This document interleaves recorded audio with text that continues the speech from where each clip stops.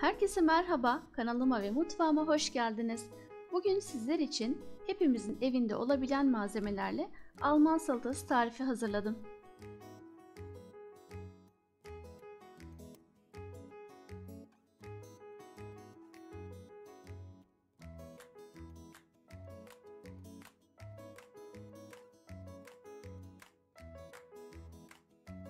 Basit ve lezzetli bir salata olan Alman salatasının yapımına geçiyor ve sizlere keyifli seyirler diliyorum.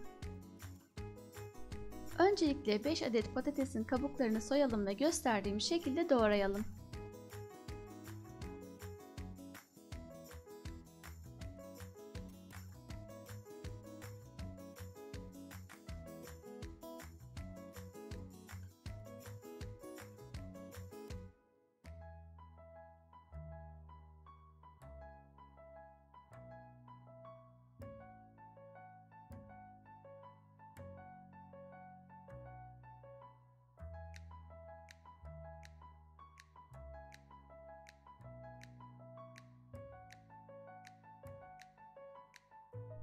Patatesleri yıkayıp uygun bir tencereye alalım ve üzerine geçecek şekilde su ilave edelim.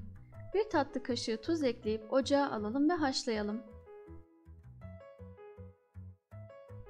Patateslerin piştiğini bir çatalla kontrol edelim ve bir süzgeçle servis tabağına alarak soğumaya bırakalım.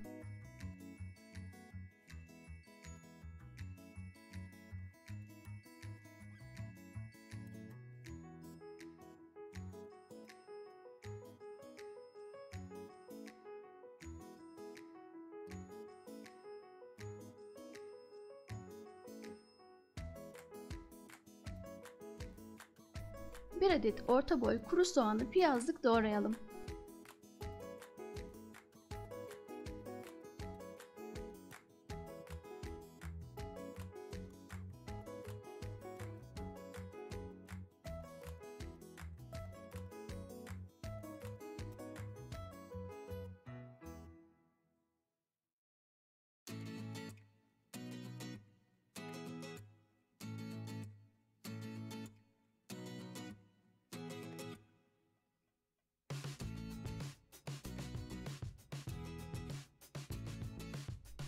Geniş bir karıştırma kabına soğuyan patatesleri ve soğanı ilave edelim.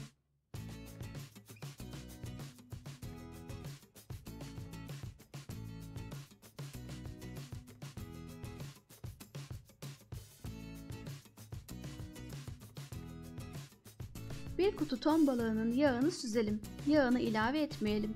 Ton balıklarını da karıştırma kabına ilave edelim.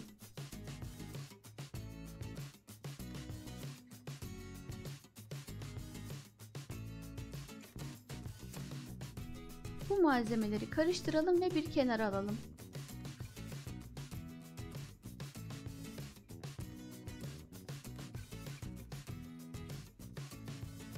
Şimdi salatanın sosuna geçelim. Bir kase süzme yoğurt ve 2 yemek kaşığı normal yoğurdu başka bir karıştırma kabına alalım. İçerisine 1 çay kaşığı tuz ve yarım çay kaşığı karabiber ilave edelim. 1 tatlı kaşığı hardal ve 2 adet üçgen peyniri de ekleyelim. Bir çatal yardımıyla tüm malzemeleri birbirine karıştıralım.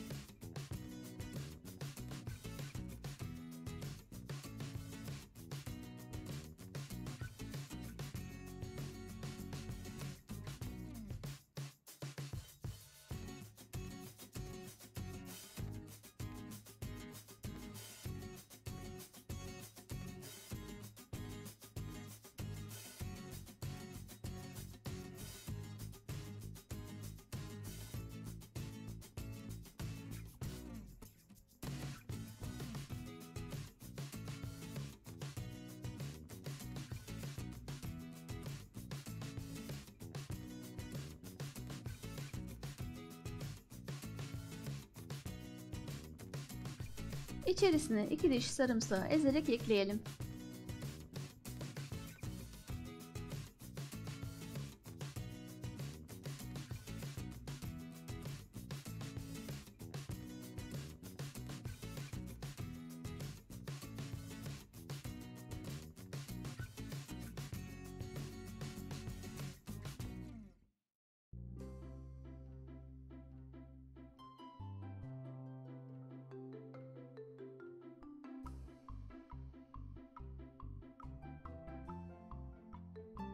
Hazırladığımız sosu diğer malzemelerle buluşturalım. Salatayı karıştıralım ve sosun salatanın her yerine karıştığından emin olalım.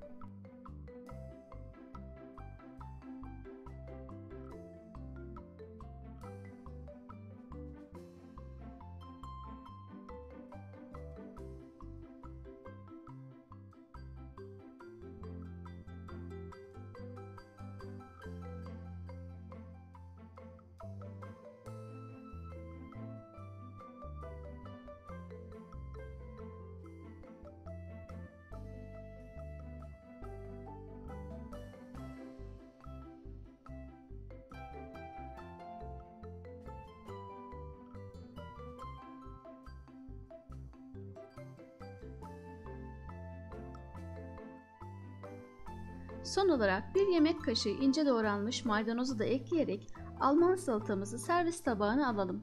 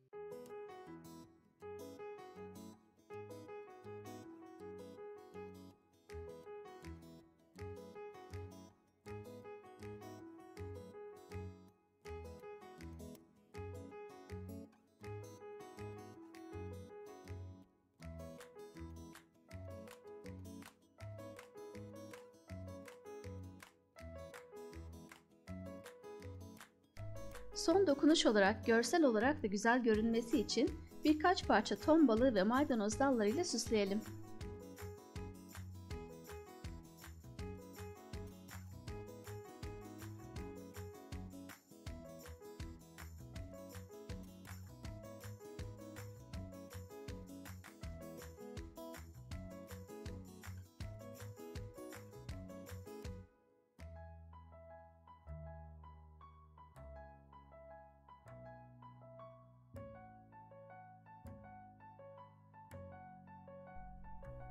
Alman salatası hazır.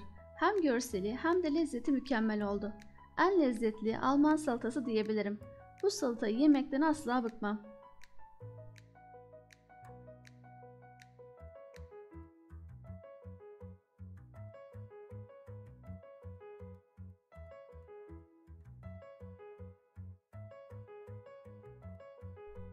Basit ve lezzetli Alman salatasını eminim sizler de beğenirsiniz. Tarifimi dener ve yorumlar kısmında fikirlerinizi benimle paylaşırsanız sizden sonra deneyecek olan arkadaşlara da fikir vermiş olursunuz. Tarifimi buraya kadar izlediğiniz için hepinize çok teşekkür ediyorum. Kanalıma hala abone değilseniz lütfen abone olmayı, yeni tariflerimden haberdar olmak için bildirim zilinizi açmayı unutmayın. Her hafta birbirinden güzel tariflerle bu kanalda sizlerleyim. Yeni bir tarifte daha görüşmek üzere, hoşça kalın. Hepinize sevgiler.